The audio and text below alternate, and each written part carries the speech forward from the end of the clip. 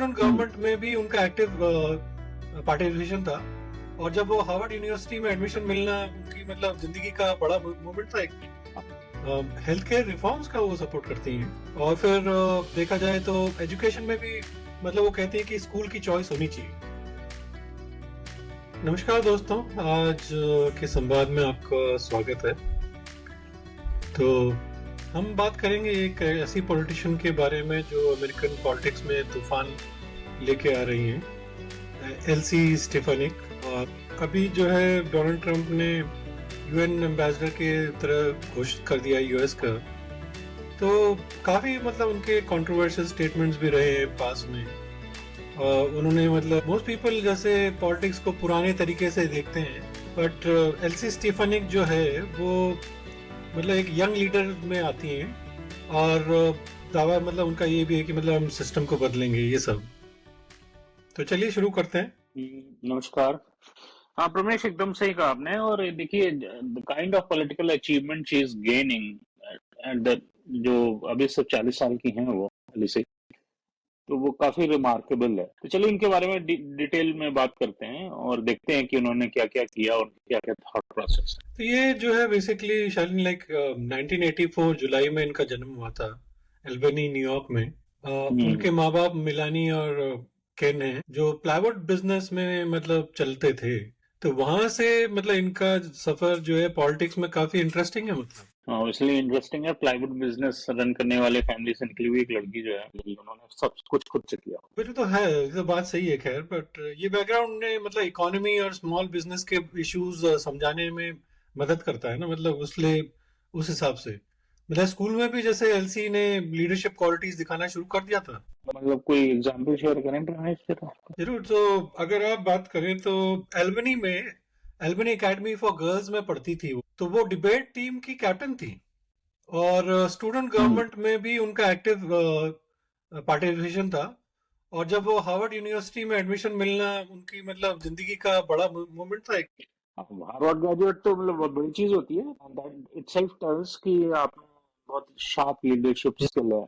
हाँ, तो वहाँ पे बट उन्होंने वहाँ पे क्या स्टडी किया था हार्वर्ड में उन्होंने गवर्नमेंट की पढ़ाई करी थी। तो और कॉलेज के में? बाद उन्होंने एक्चुअली व्हाइट हाउस में डोमेस्टिक पॉलिसी काउंसिल के नाम से मतलब के लिए काम किया था। ओके, सो हार्वर्ड से निकलने के बाद उनको व्हाइट हाउस का एक्सपीरियंस भी है। हाँ, तो ये उनके करियर में तो हेल्प तो डेफिनेटली करता है। तो चलिए समझते हैं कैसे हेल्प किया होगा इनके करियर में। इससे उन्हें बेसिकली नेशनल लेवल पॉलिटिक्स का एक्सपोजर मिला ना। 2014 हम्म। में सिर्फ 30 साल की उम्र में वो कांग्रेस के लिए आई थिंक वो लड़ी थी और जीत भी गई। तो ये मतलब बहुत सरप्राइजिंग है। वो उनकी मेन पॉलिसी पोजीशन क्या है, वो क्या थॉट प्रोसेस करती हैं, रखती हैं टेबल पे? उनका एक्चुअली बहुत, एक तो नेशनल सिक्योरिटी पे बहुत स्ट्रांग ओपिनियन है। फिर इकोनॉमिक ग्रोथ पे भी उनका मतलब और जॉब क्रिएशन पे काफी जोर रहता है। कंजर्वेटिव फैमिली वैल्यूज का सपोर्ट करती हैं वो। और सेकेंड अमेंडमेंट की भी राइट का सपोर्ट करती हैं वो। हेल्थ केयर रिफॉर्म्स का वो सपोर्ट करती हैं। और फिर देखा जाए तो एजुकेशन में भी मतलब वो कहती हैं कि स्कूल की चॉइस होनी चाहिए। और इमिग्रेशन लॉज को और स्ट्रिक्ट करना मतलब वो भी मतलब उसी में अपने पार्टी का ही लाइन टो करती हैं। तो ये जो उनके पॉलिटिकल थॉट प्रोसेस हैं और जो एजेंडाज हैं, देन ये दैट टेल्स कि how she is getting close to Trump. तो फिर भी उनका क्या पॉलिटिकल कनेक्शन क्या है ट्रम्प के साथ, आइडिया? तो ट्रम्प के साथ उनका रिश्ता इंटरेस्टिंग रहा है एक्चुअली। पहले वो ट्रम्प की क्रिटिक थी। मतलब जैसे जेडी वांस थे। जेडी वांस ने भी जो है हम्म। ट्रम्प को बहुत गाली दी है पहले। बट वही है, जब वो देखते हैं आई थिंक कि ट्रम्प का सितारा ऊंचाई पे है तो इन्हीं पे मतलब आगे बढ़ो।